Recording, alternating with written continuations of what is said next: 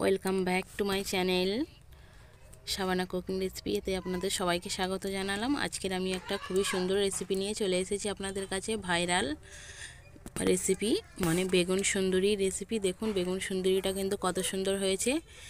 এটা আপনারা বাড়িতে খুবই সুন্দর মানে খুবই তাড়াতাড়ি বানিয়ে নিতে পারবেন, খুবই কম উপকরণ দিয়ে। দেখুন দেখতে কিন্তু কতটা লোভনীয় হয়েছে, খেতেও কিন্তু ততটাই সুন্দর হয়েছে। তাহলে চলুন বানানোটা শুরু করি।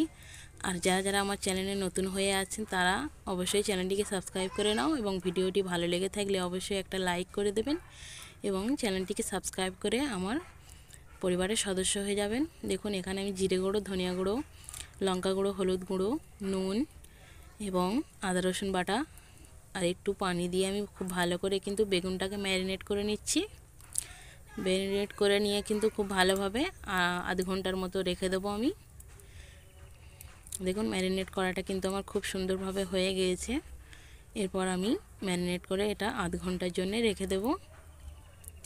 এরপর একটা প্যান বসিয়ে দিয়েছি। এই প্যানটা আমি এই প্রথম রান্না করলাম আমার চ্যানেলে, মানে আমার স্বামী এনেছে বিদেশ থেকে আমার জন্য, সেই জন্য আজকের এই রান্না করছি। প্যানটা কেমন হয়েছে অবশ্যই কমেন্ট করে জানাবেন। দেখুন এখানে আধ ঘন্টা পর কিন্তু এই বেগুনটা রেখে দিয়েছিলাম। এরপর এক এক করে তেলের মধ্যে সরিষার তেল গরম হয়ে যেতে এক এক করে দিয়ে কিন্তু মিডিয়াম থেকে লো আঁচের মধ্যে আমি কিন্তু এটা খুব ভালো করে এপিট ওপিট ভালো করে ভেজে নেব। যেহেতু বোটা সমেত বেগুনটা কাটা হয়েছে সেহেতু উল্টাতে একটু অসুবিধা হচ্ছে। এটা আপনারা নিজেদের মতো করে ভালো করে ভেজে নেবেন দুদিকে, যাতে কাঁচা না থাকে। এটা ভালো করে কিন্তু আমি ভেজে নিচ্ছি। এটা আপনারা গরম ভাতের সঙ্গে, রুটির সঙ্গে বা খিচুড়ির সঙ্গে সব কিছুর সঙ্গে খেতে পারবেন এবং খুবই টেস্টি হয় এই রেসিপিটি এবং ঝটপট বানানো যায়।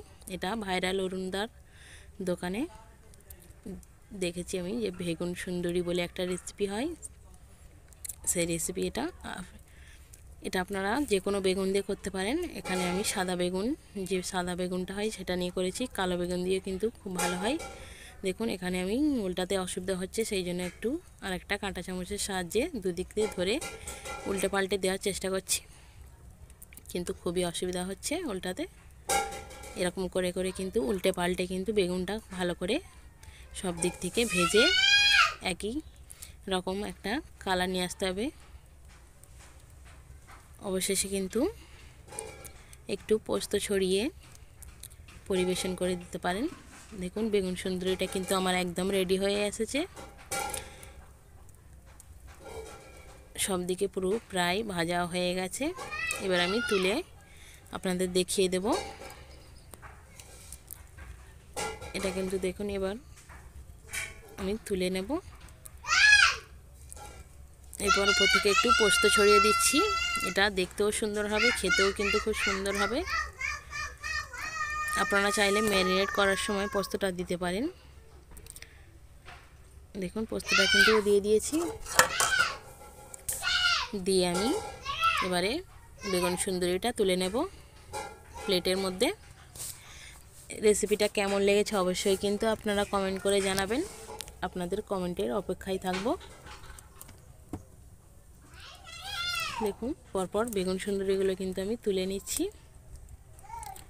এটা আপনারা ভাত, রুটি, খিচুড়ি যার সঙ্গে মন চাইবে তার সঙ্গে খেতে পারবেন। দেখুন বেগুন সুন্দরীটা কিন্তু এখনও রেডি হয়ে গেছে।